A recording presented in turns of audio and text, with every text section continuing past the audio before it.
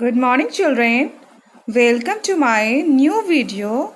In this video, I have come with question answer of chapter 1 from your science book.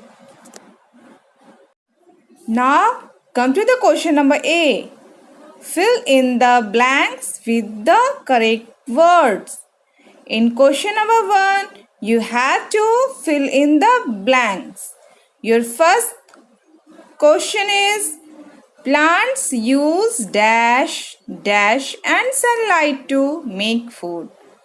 तो children पौधे को पेड़ को भोजन बनाने के लिए एयर वाटर और सनलाइट की ज़रूरत होती है.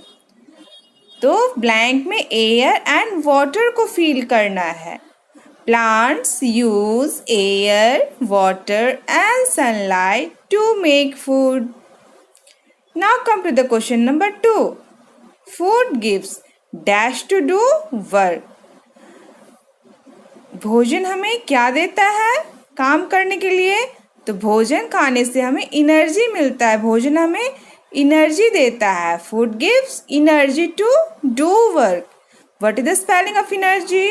The spelling of energy is ENERGY. Energy. Energy means ताकत, ऊर्जा.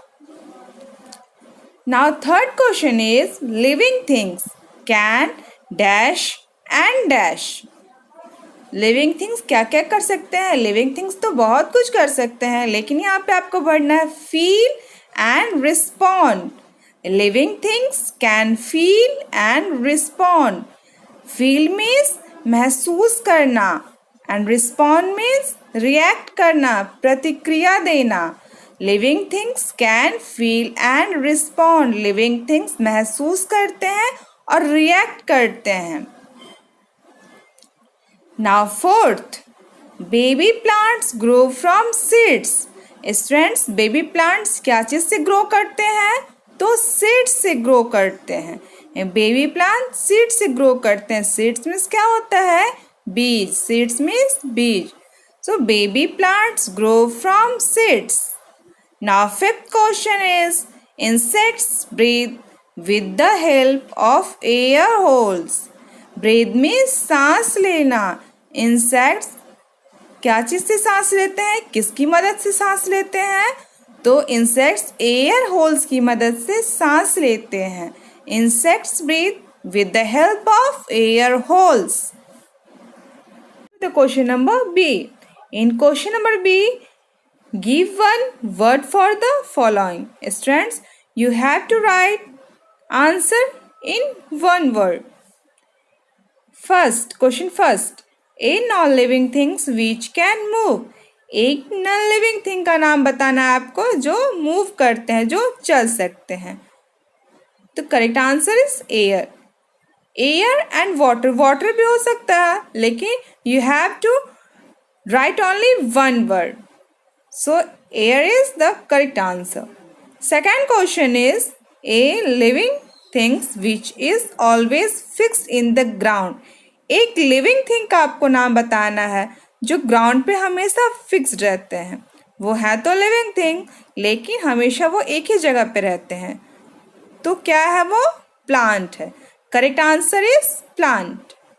Now third question is pores present on the surface of leaves.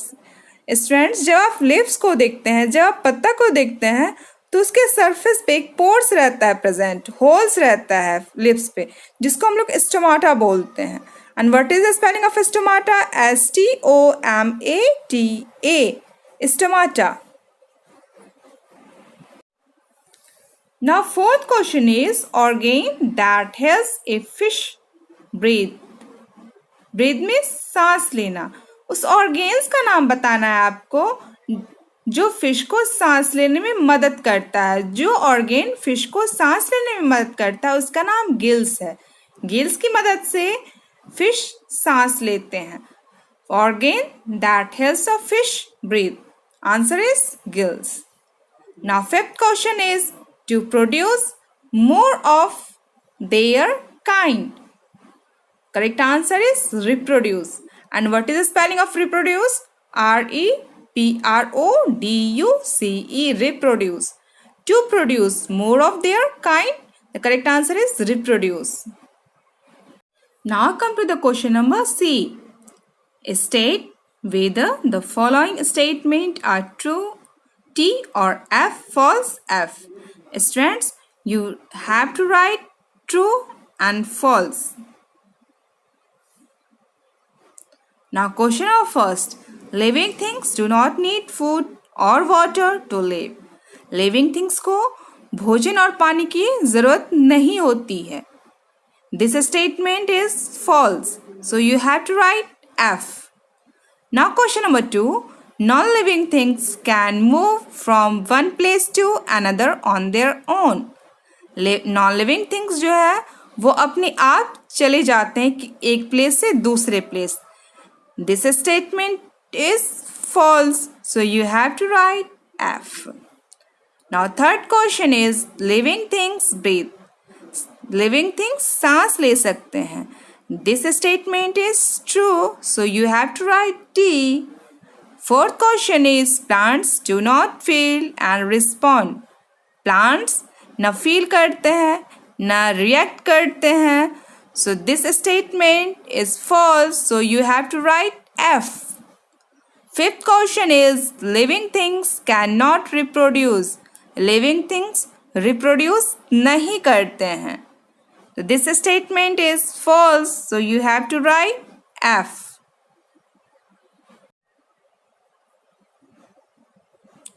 Now come to the question answer. Question number D. Answer the following questions briefly. Question का answer देना है इसमें आपको. First question is what are man made things. Man made things किसे कहते हैं? Man made things क्या है? Answer is things which are made by man are known as man made things. Example road, bicycle, ship, etc. Students, इसमें आपसे question पूछा गया है मैन मेड थिंग किसे कहते हैं. तो आंसर होगा इसका जो वस्तुएं मानव द्वारा बनाई गई हैं. Things which are made by man are known as man made thing. उसे ही हम मैन मेड थिंग्स बोलते हैं. जो मानव द्वारा वस्तुएं बनाई गई हैं, मानव निर्मित वस्तुएं हैं, उन्हें हम मैन मेड बोलते हैं. Things which are made by man are known as man-made things. Example: road, bicycle, ship, etc. इसे man ने बनाया है इसलिए इसे man-made thing बोला जाता है. Now come to the question number 2. How do birds fly? Birds कैसे fly करते हैं? The answer is birds fly with the help of wings. Bird पंखों की मदद से उड़ते हैं. बर्ड्स पंखों की मदद से फ्लाई करते हैं. Third question, how do insects breathe air.